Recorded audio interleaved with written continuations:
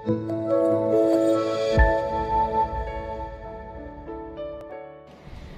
pagi Bapak Saudara yang dikasihi dan diberkati oleh Tuhan. Shalom. Jumpa kembali dalam acara Sarapan Rohani Pagi GNH BNBASE pada kesempatan ini. Semoga saya jumpai Bapak Ibu Saudara semua dalam keadaan sehat, penuh dengan sukacita dan tetap semangat. Bapak Ibu Saudara, sebelum kita bersama mendengarkan firman Tuhan, mari kita berdoa.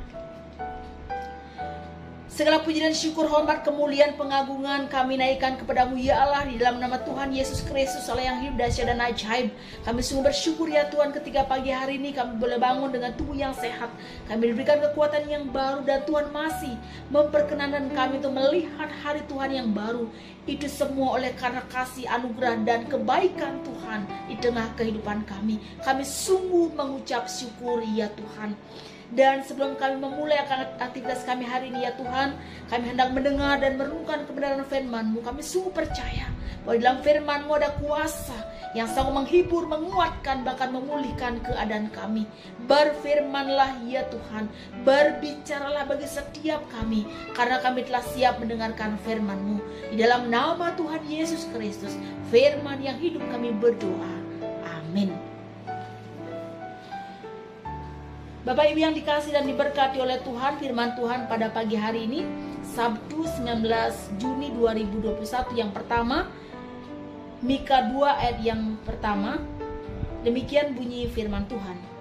Celakalah orang-orang yang merencanakan kejahatan, sebab hal itu ada dalam kekuasaannya. Yang kedua, Injil Matius pasal 20 ayat 25 sampai 26. Yesus memanggil mereka lalu berkata, kamu tahu bahwa pemerintah-pemerintah bangsa-bangsa memerintah rakyatnya dengan menjalankan kuasanya dengan keras atas mereka. Tidaklah demikian di antara kamu. Barang siapa ingin menjadi besar di antara kamu, hendaklah ia menjadi pelayanmu.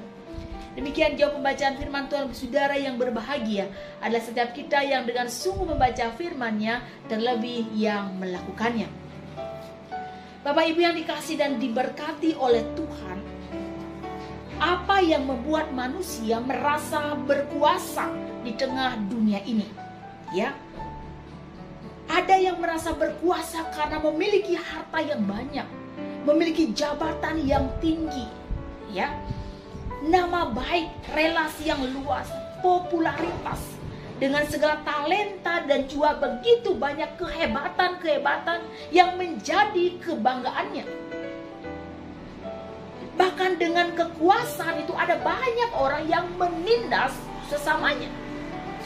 Dan pada pagi hari ini saudara, kita akan belajar tentang kekuasaan yang benar. Artinya bahwa kekuasaan yang berkenan di hadapan Tuhan. Kekuasaan yang sesuai dengan kehendak Tuhan. Yang pertama Bapak Ibu, kita melihat di sini bahwa dalam kitab Mika ini, celakalah orang-orang yang merencanakan kejahatan, sebab hal itu ada dalam kekuasaannya. Bapak Ibu dikasih oleh Tuhan, pada zaman Mika ini ternyata kejahatan itu sudah ada. Bahkan dari tidur dia memikirkan yang jahat. Dan ketika bangun, dia melakukan apa itu kejahatan itu. Artinya saudara bahwa kejahatan itu sudah ada. Dengan perbuatan-perbuatan yang menindas orang lemah, mengambil hak orang lain. Ya, tindakan yang semena-mena. Ya, saya ini bos.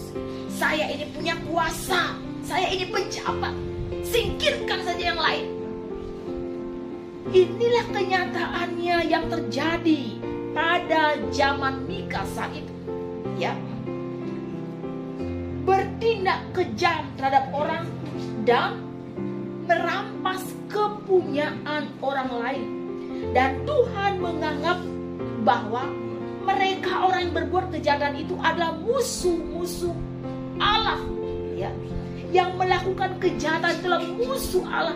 Dan Tuhan, ya, di dalam kitab Mika ini, dalam bacaan Mika ini memberikan gambaran bahwa Tuhan mengusir para penindas.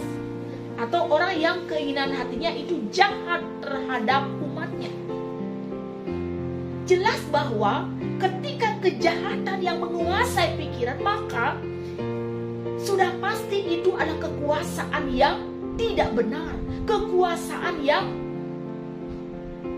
melukai akan kehendak Allah. Jadi kekuasaan yang benar adalah kekuasaan yang merancangkan hal yang baik, bukan merancangkan kejahatan. Ya, di dalam Injil Matius juga dengan tegas Tuhan Yesus menolak praktek hidup pemerintah yang punya kuasa, yang menyalahgunakan kekuasaannya, atau yang tidak memenuhi sesuai dengan panggilan Tuhan atas hidupnya itu. Ya. Yesus memanggil mereka lalu berkata, kamu tahu bahwa pemerintah bangsa-bangsa memerintah rakyatnya dengan menjalankan kekuasaannya dengan keras atas mereka, dengan tangan besi. Mereka memeras, mereka menindas, mereka menekan dengan keras. Itu yang Tuhan tidak mau. Kemudian yang kedua adalah kekuasaan yang benar adalah kekuasaan yang menjadi pelayan atau memiliki hati seorang hamba. Ya saudara ya, manusia cenderungnya adalah ingin menjadi penguasa, ya, ingin menjadi hebat, ingin menjadi orang yang nomor satu. Ya, Tuhan Yesus, Bapak Saudara, jelas dikatakan dalam Filipi pasal 2 ayat 7 sampai 8, melainkan telah mengosongkan dirinya sendiri dan mengambil rupa seorang hamba dan menjadi sama dengan manusia. Dan dalam keadaan sebagai manusia, ia telah merendahkan dirinya dan taat sampai mati, bahkan sampai mati di kayu salib. Ini yang Kristus lakukan, saudara. Tuhan Yesus datang bukan untuk dilayani, melainkan untuk melayani. Ya, Yakobus dan Yohanes melalui ibunya menyampaikan keinginan mereka agar mereka duduk di sebelah kanan dan di sebelah kiri Kristus dalam kerajaannya. Ini berarti bahwa Yakobus dan Yohanes berharap untuk menjadi pembesar, ya, bukan untuk melayani Tuhan, melainkan beroleh kehormatan. Jadi dalam pikiran mereka bahwa kebesaran itu, ya, pemahaman tentang kebesaran itu adalah tentang posisi, tentang kekuasaan, tentang prestise. Itu yang dalam pikiran mereka. Yang jelas bahwa Tuhan mau supaya kita melayani, memiliki hati seorang hamba. Ya, kalau kita perhatikan ada yang nulis status begini, ya, ya, manusia, saudara, manusia sering menulis status seperti ini: carilah tempat di mana kamu dihargai, bukan dibutuhkan. Sebab banyak yang mencari saat membutuhkan, tapi tidak tahu cara menghargai. Ya, inilah manusia. Sukanya memang harus dihormati, dihargai, dipuji, ditinggikan, diagungkan. Ya, manusia gengsi, ya, mengisi hidup dengan mengejar harga diri dan eksistensi. Tuhan tidak mau seperti itu, saudara. Kekuasaan yang benar adalah kekuasaan yang memiliki hati seorang hamba, yang mau berkorban, yang mau melayani. Kekuasaan yang benar adalah kekuasaan yang mau merancangkan yang benar, bukan merancangkan yang jahat. Kekuasaan yang benar adalah hati seorang hamba, bukan pendekar, bukan mental bos, tetapi sungguh mau berkorban dan mau melayani orang-orang lemah, orang-orang yang membutuhkan, orang yang terabaikan. Hati seorang hamba. Terpujilah nama Tuhan. Amin. Saat teduh untuk kita semua. Sama aja Bapak Saudara untuk menaikkan pujian, refnya saja, hati seorang hamba. Inilah yang ku punya, hati sebagai hamba yang mau taat dan setia padamu Bapa, kemanapun ku bawa hati yang menyembah dalam roh dan kebenaran sampai selamanya.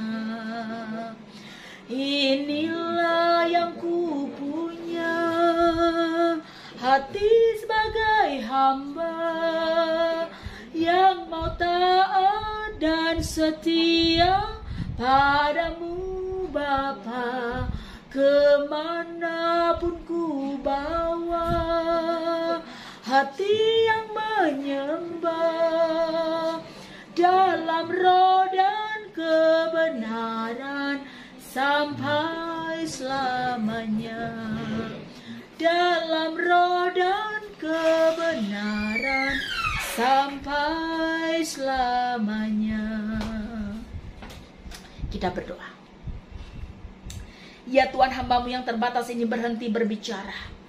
Kami mohon kiranya kuasa firman Tuhan yang tak terbatas itu bekerja lebih jauh lagi dalam hati dan kehidupan kami masing-masing. Ya Tuhan, ampunilah kami jika kalau kami merasa bangga, merasa hebat karena kekuasaan yang kami miliki, oleh karena harta, oleh karena ketampanan, oleh karena kelebihan yang kami punya, oleh karena jabatan, oleh karena talenta, oleh karena popularitas dan kehebatan kami. Ampunilah kami ya Tuhan. Dan hari ini Tuhan mengingatkan kami tentang kekuasaan yang benar, kekuasaan yang berkenan di hadapan Tuhan. Bagaimana kami ya Tuhan sungguh merancangkan apa yang benar, bukan apa yang jahat. Kami pun mau memiliki kekuasaan yang sungguh-sungguh memiliki hati seorang hamba yang mau melayani satu dengan yang lainnya. Ya Tuhan, berkatlah seluruh umat-Mu, jemaat Tuhan Galangning yang Abian Basi. Apapun keadaan kami masing-masing hari ini ya Tuhan, sekiranya ada yang sakit kami mohon Kau menyembuhkan mereka. Sekiranya ada yang sedih Tuhan memberikan mereka penghiburan yang sejati. Sekiranya hari ini Tuhan mereka memiliki pergumulan yang berat, mereka letih lesu putus asa, tidak punya semangat, jalan sudah terasa buntu, tidak ada jalan keluar. Ya Tuhan, kami mohon Kau kiranya menjumpai setiap pribadi mereka, memberikan mereka kekuatan yang baru, pengharapan yang baru, sehingga mereka tetap melangkah dan mengandalkan Tuhan dalam hidup mereka. Terima kasih Tuhan. Berkatlah setiap pribadi, berkatlah setiap keluarga, dan berkatlah setiap pekerjaan dan usaha daripada umat-Mu. Kami percaya Tuhan, bahwa bagi Tuhan tidak ada perkara yang mustahil. Inilah doa syukur kami Tuhan. Kami juga menyerahkan bangsa dan negara kami. Kiranya Tuhan terus melawat bangsa kami dengan damai sejahtera yang daripada-Mu. Di dalam nama Tuhan Yesus Kristus Allah yang hidup kami berdoa. Dan biarlah kiranya Tuhan memberkati dan melindungi engkau. Tuhan menyinari engkau dengan wajah-Nya dan memberikan engkau kasih karunia. Tuhan menghadapkan wajah-Nya kepadamu dan memberikan engkau damai sejahtera, saat ini kekal sampai selama-lamanya. Amin. Bapak saudara, demikianlah sarapan rohani pada pagi hari ini. Selamat beraktivitas. Tuhan Yesus memberkati. Shalom. Selamat datang di Undira Bali, kampus teladan dan unggulan. Universitas Dianapura hadir dengan fasilitas terbaik dan terlengkap dengan misi teladan, unggulan, dan berkarakter. Sudah terakreditasi Nasional B dari BAN PT dan Internasional Bintang 4,5 dari Global Accreditation Association. Universitas Dianapura bekerja sama dengan berbagai lembaga baik dalam maupun luar negeri dan memiliki program internasional. Berbagai kemudahan dan keringanan biaya bisa kamu dapatkan. Tersedia juga beasiswa bidik misi, keringanan biaya pendidikan hingga 75% untuk sarana prasarana bagi yang berprestasi akademik maupun non-akademik. Potongan uang sarana prasarana dan SPP hingga 100% bagi yang memiliki prestasi lomba akademik maupun non-akademik. Tunggu apa lagi? Ayo daftar sekarang juga. Biaya daftar ulang hanya Rp1.550.000. Informasi di www.undirabali.ac.id. Universitas Dianapura mencetak generasi unggul, kompeten, teladan, dan berkarakter.